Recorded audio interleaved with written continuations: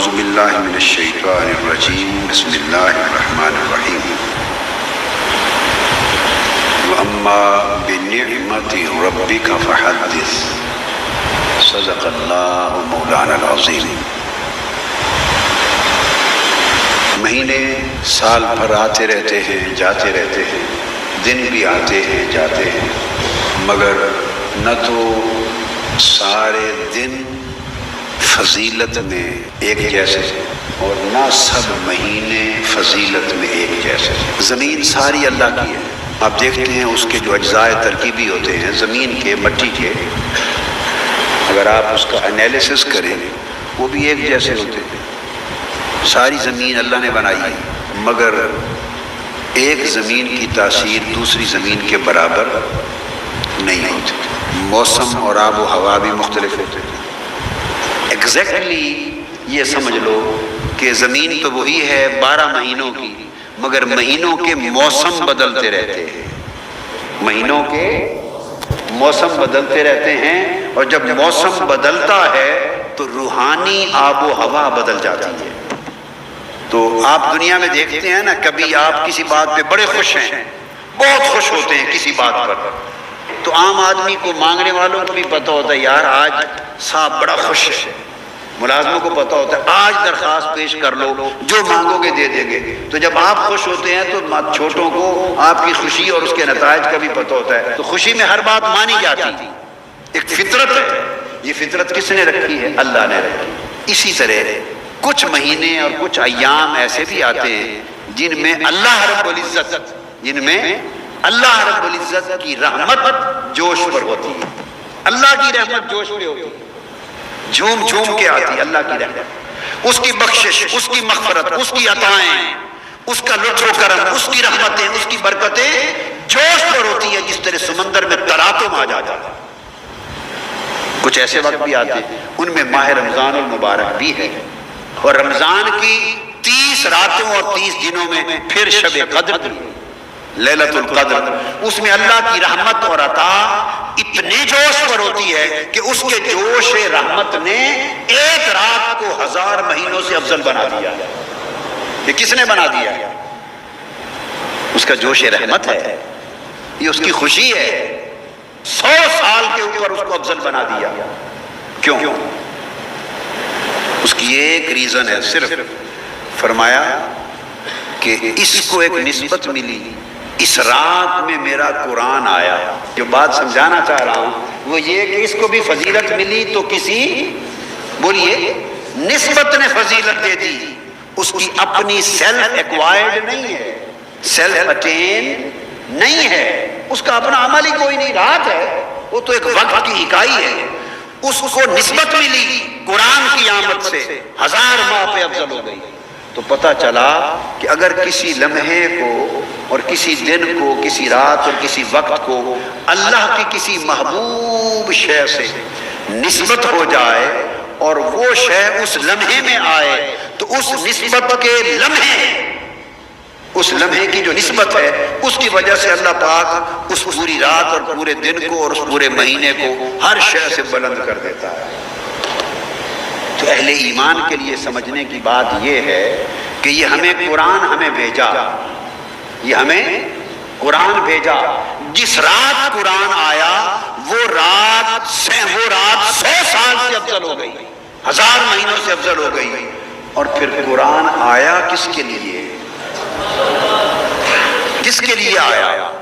اگر آقا علیہ السلام مبعوث نہ ہوتے تو قرآن آتا، آقا علیہ السلام زمین پہ تشریف نہ لاتے تو رمضان آتا، آقا علیہ السلام نہ آتے تو لیلۃ القدر آتی، آقا علیہ السلام نہ آتے تو امت محمدی ہوتی، پتہ نہیں کیا ہوتے ہیں۔ یہ تو سب کچھ ہمارا مسلمان ہونا اور زکوٰۃ کا فرض بن جانا اور نماز کا، عبادت کا فرض ہو جانا، اور مسلمان ہو کر مہینوں میں رمضان کا مل جانا اور رمضان میں لیلۃ القدر کا مل جانا اور پڑھنے اور عمل کرنے کے لیے قرآن کا مل جانا، یہ ساری نعمتیں جمع کر لیں تو یہ سب نعمتیں ہمیں ملی فقط نعمت آمد مصطفیٰ کے صدقے سے۔ سب کچھ حضور کے توسل سے ملا، حضور کے تصدق سے ملا، حضور کے توسط سے ملا۔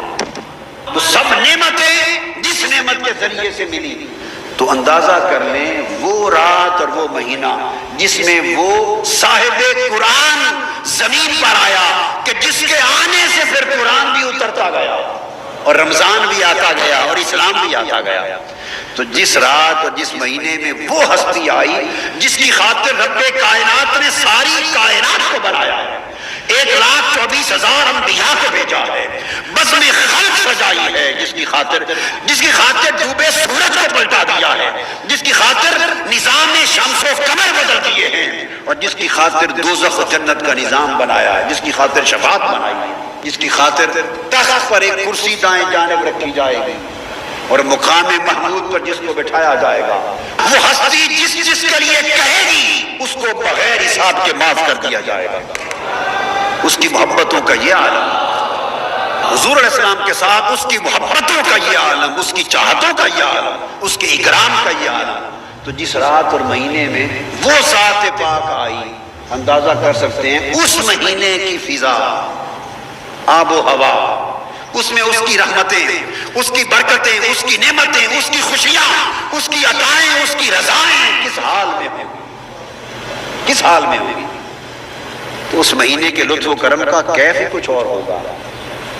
لہذا میں تو کہتا ہوں کہ ماہ رمضان کو فضیلت ملی قرآن کے صدقے، اور قرآن کی اور رمضان کی نعمت ملی صاحب قرآن کے صدقے، حبیب رحمان کے صدقے. سو لاکھ رمضان ہوں تو مصطفیٰ کی ایک آمد کے لمحے پہ قربان ہو.